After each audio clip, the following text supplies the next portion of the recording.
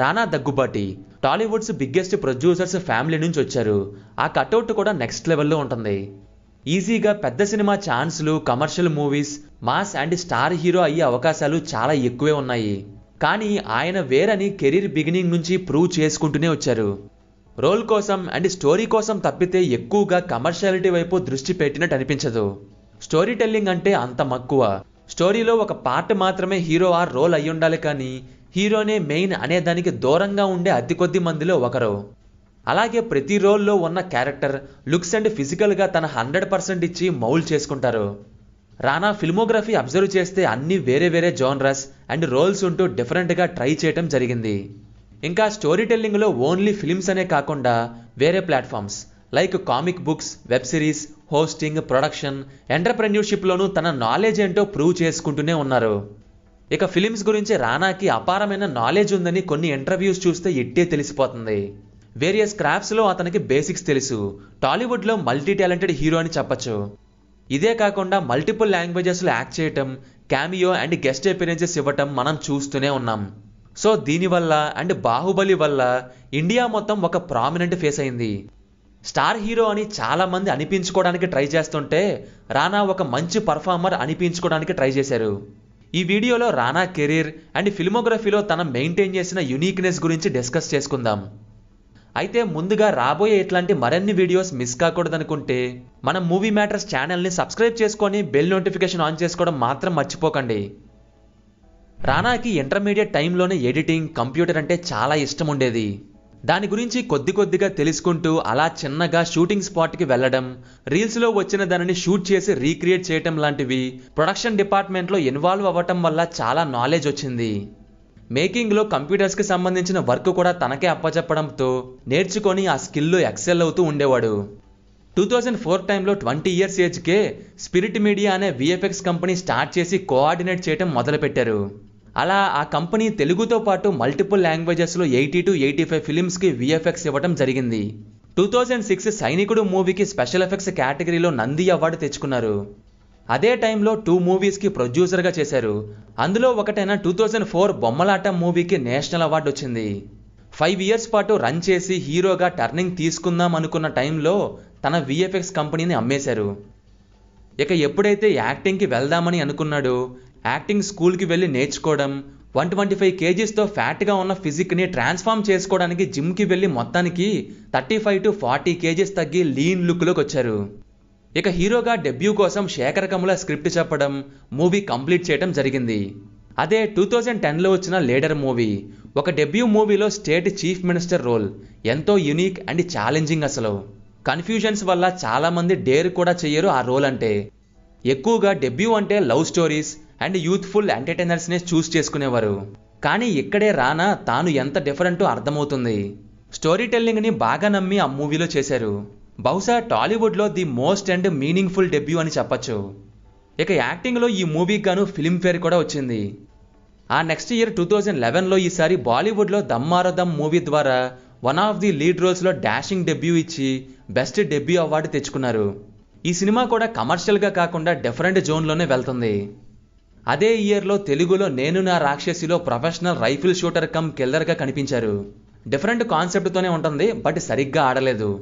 అలాగే ఆ తర్వాత నా ఇష్టంతో లవ్ స్టోరీ జాన్రా కూడా ట్రై చేశారు. ఫెయిల్ అయినా కానీ క్యారెక్టర్ కానీ జాన్రాస్లో కానీ ఎక్స్పెరిమెంట్స్ చేస్తూనే వచ్చారు. ఇక తిరిగి కృష్ణం వందే జగద్గురుం లాంటి సాలిడ్ స్క్రిప్ట్తో వచ్చి పర్ఫార్మెన్స్ అదరగొట్టేశారు. మెయిన్గా క్లైమాక్స్ అయితే వేరే లెవెల్ ఆ బీజిఎంతో. మేబీ ఈ పర్ఫార్మెన్స్ చూసి రాజమౌళి గారు బల్లాలదేవ రోల్కి రానా పర్ఫెక్ట్ అనుకుని ఉండొచ్చు. ఇక 2015లో హల్క్ ఆఫ్ ఇండియన్ సినిమాని స్క్రీన్ మీద విట్నెస్ చేశాము. అదేనండి బాహుబలిలో బల్లాలదేవగా. ప్రభాస్ కట్అవుట్కి మోర్ దాన్ పర్ఫెక్ట్ మ్యాచ్. బాడీని ఫుల్గా మార్చేశారు. 2 గెటప్స్లోనూ వేరియేషన్ చూపించారు. ఈజీగా one of the strongest and powerful villain role అని చెప్పచ్చు. దీంతో పాటు ఈ సినిమాకి ముందు హిందీ అండ్ తమిళ్ మూవీస్ కొన్నిటిలో సపోర్టింగ్ రోల్స్ చేయడంతో అక్కడ కూడా పాపులర్ రావడంతో రానా వల్ల నార్త్లో మూవీ ప్రమోషన్స్కి కొంచెం హెల్ప్ అయిందనడంలో డౌటే లేదు. ఇంకా నెక్స్ట్ గాజీ విషయానికి వస్తే ఒక హాలీవుడ్ రేంజ్ కంటెంట్ ఉన్న cinema. India's first submarine film. Mostly scenes అన్ని సబ్మెరైన్లోనే ఉంటాయి. కానీ ఎంగేజింగ్గా తీయటం, పేట్రియాటిజంని బాగా ప్రజెంట్ చేయడంతో ఆడియన్స్ ఓన్ చేసుకున్నారు. అప్పటి వరకు ప్రొడక్షన్ కాస్ట్ వల్ల సరిగ్గా కదలని ఈ ప్రాజెక్ట్ రానా మెయిన్ లీడ్గా యాడ్ అవ్వడంతో ప్రొడక్షన్కి ఎటువంటి ఇబ్బంది లేకుండా వెళ్ళింది. డెబ్యూ డైరెక్టర్ అయినా కానీ స్క్రిప్ట్ని విజన్ని అంతలా రానా నమ్మారు. తెలుగు అండ్ హిందీలోనూ మూవీ మంచి అప్రిసియేషన్స్ తెచ్చుకొని నేషనల్ అవార్డు కూడా దక్కించుకుంది. నేవీ కమాండర్ అర్జున్ వర్మ రోల్లో జీవించేశారని చెప్పొచ్చు. బాహుబలి 1 కత్తి అయితే బాహుబలి 2 అమ్మోరు కత్తి. టైటిల్స్ దగ్గర నుంచి క్లైమాక్స్ వరకు వేరే లెవెల్ ఎక్స్పీరియన్స్ ఇచ్చింది. దీంట్లో రానా పార్ట్ 1 కంటే ఇంకా బల్క్ అయ్యి అదేం బాడీ అండి అనేలా ట్రాన్స్ఫార్మ్ చేసుకున్నారు. బుల్ ఫైట్ సీన్లో అయితే నిజంగానే జరిగినట్టు అనిపించింది ఆ యాక్టింగ్ అండ్ బాడీ వల్ల. ఇంకా క్లైమాక్స్ ఫైట్ సీన్ అయితే ప్యూర్ మాస్. ఆ ఫైట్ సీన్స్లో బాడీ లాంగ్వేజ్ అండ్ మేనరిజమ్స్ అయితే గూస్ బంప్స్. ఆ తర్వాత చాలా కాలం పాటు రానా యాజ్ హీరోగా ఆడియన్స్ దగ్గర గుర్తుండిపోయేలా నేనే రాజు నేనే మంత్రిలో జోగేంద్రగా జీవించేశారు. ఈ మూవీలో కమర్షియల్ అండ్ మాస్ ఎలిమెంట్స్ ఉన్నా కానీ రెగ్యులర్ కమర్షియల్ మూవీలో ఉండదు. క్యారెక్టరైజేషన్ అండ్ డెవలప్మెంట్ చాలా బాగుంటుంది.